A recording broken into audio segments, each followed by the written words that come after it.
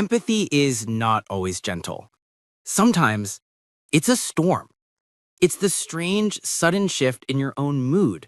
The moment you walk into a room, you feel a heaviness or an anxiety, and you only realize minutes later that you've walked into the middle of a silent argument. You didn't see it. You felt it. It's watching a movie or even the news and feeling a genuine physical ache in your chest, a grief that isn't yours, but when you have to carry in your body for hours. It's having a simple, casual conversation with a friend, but being unable to focus on their words because their unspoken anxiety, their stress, their sadness is so loud, it's all you can hear. Your gift is that you are a person of profound, beautiful empathy. You care. But your secret is that you don't know where you end and they begin. You feel responsible for feelings that are not yours. You find yourself trying to heal wounds that you did not create. You carry weights that were never yours to lift.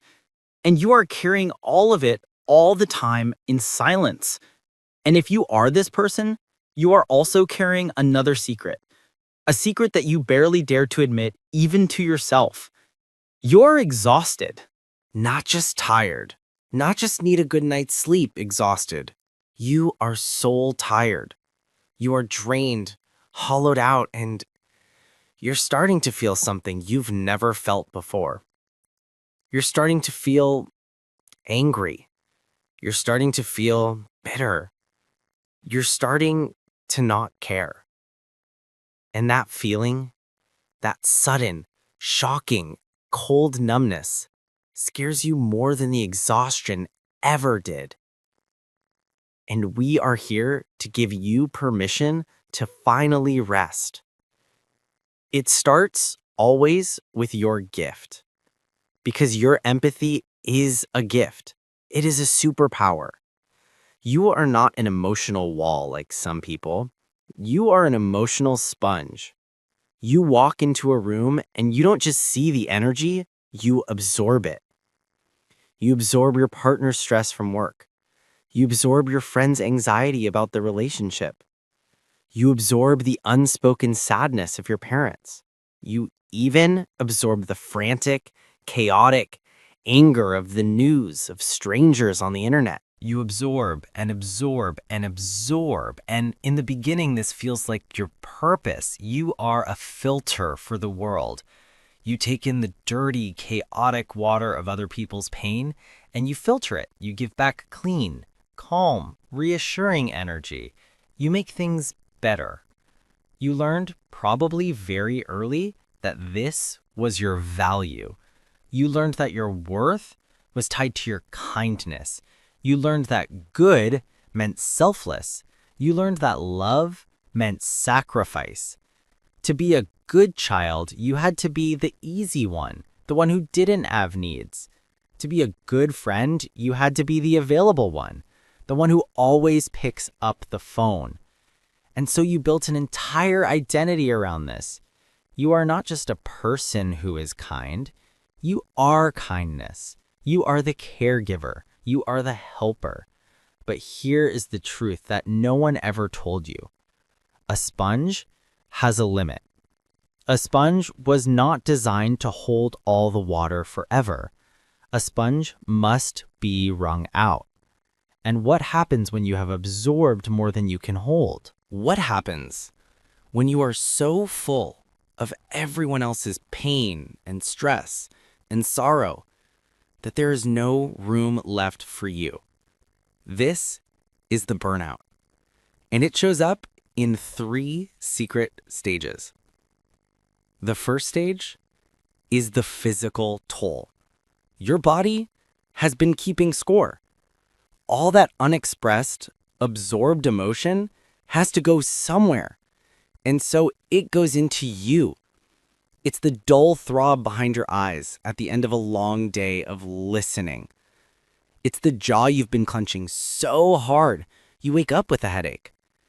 It's the shoulders that live permanently up by your ears, braced for the next crisis. It's the knot in your stomach that never quite unwinds. It's the exhaustion that coffee doesn't fix, the tired that sleep doesn't cure. You are living in a state of permanent low-grade activation. Your nervous system is constantly on high alert, not for your own danger, but for everyone else's. You are the first responder for feelings, and you are living with a first responder's body.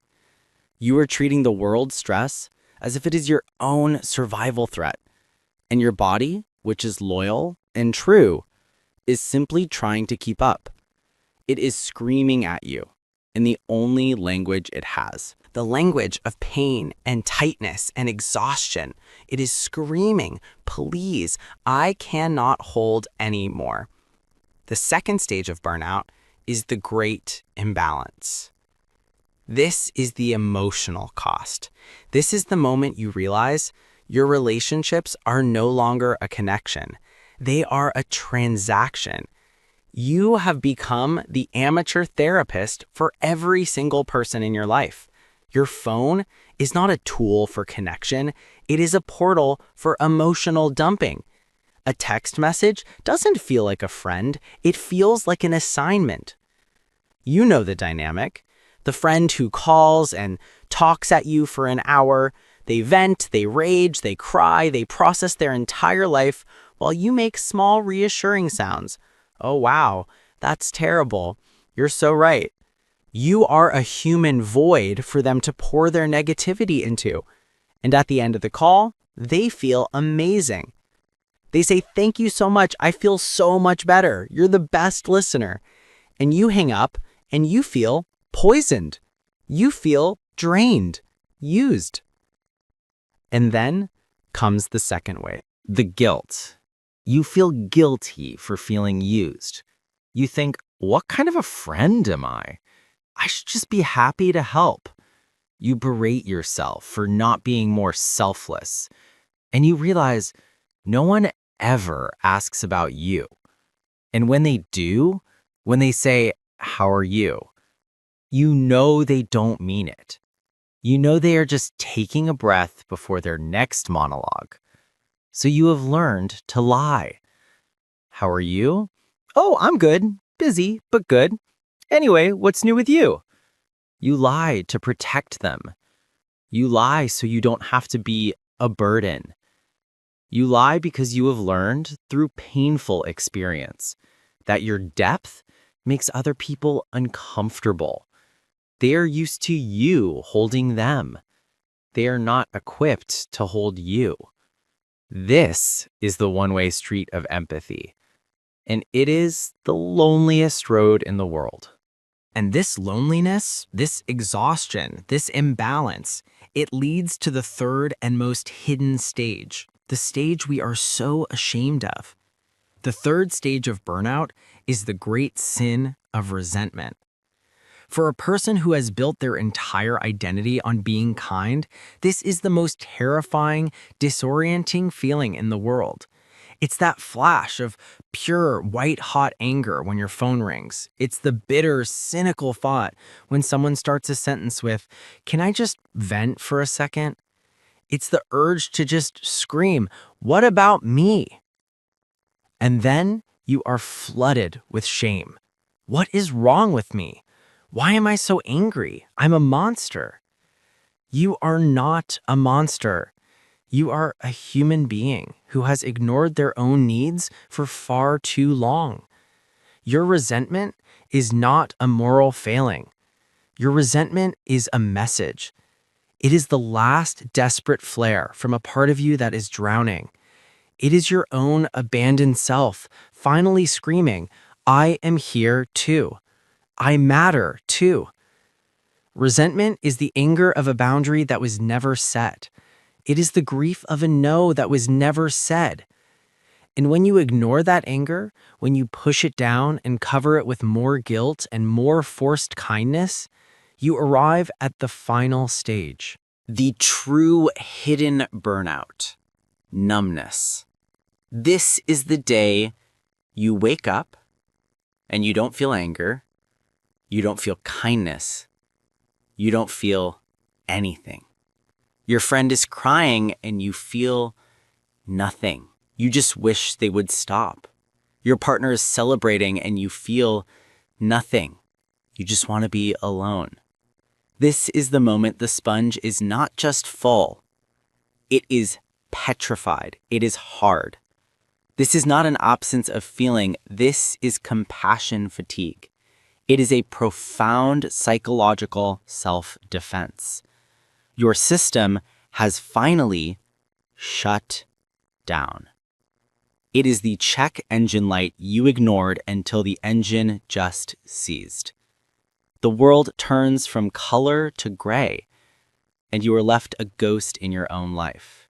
No longer the kind person, no longer the angry person, just gone. This is the hidden burnout of caring too much. If you are in this place, if you are in the anger or in the gray, I want you to hear this. You are not broken. You are not a bad person. You are a person who has given everything. And now it is time to give to you. The solution is not to stop caring.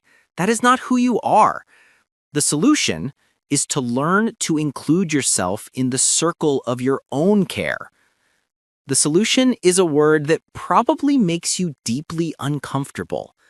The solution is boundaries.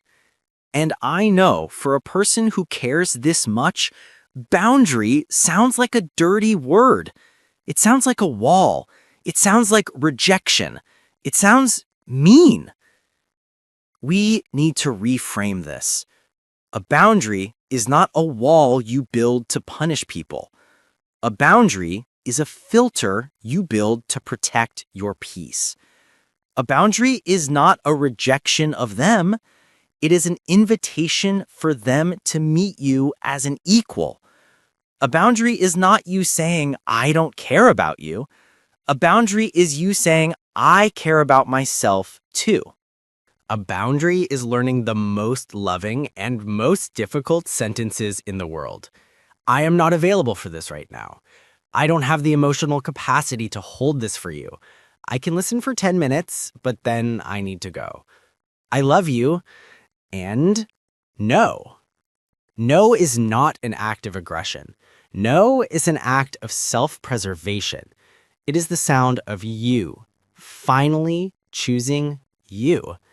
You have to learn to be your own strong friend. You have to learn to wring out the sponge. You have to learn that your capacity is not infinite. It is precious, and it is yours. You must learn that you are not a rehab facility. You are not a crisis center. You are not an endless, free, emotional dumping ground. You are a person. And the friends who truly love you, they will not be scared off by your boundaries. They will be relieved because they too want a friend, not a 24/7 therapist. They will be honored when you are finally vulnerable with them. And some will leave. Some were only there for what you could give them. And you must let them go. And you must grieve them. And you must, in the space they leave, plant a garden for yourself. This is the rebuilding. The world does not need another martyr. It does not need you to burn yourself to the ground just to keep others warm. That is not light. That is a fire that destroys everything. The world needs your light, your sustainable, glowing, warm, and whole light. Your empathy, your sensitivity, your beautiful, profound ability to care. It is not your weakness.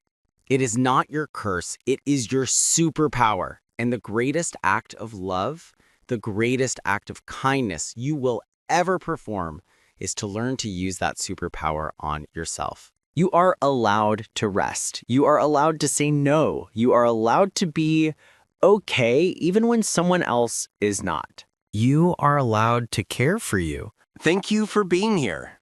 Please subscribe and share this with that friend that always shows empathy.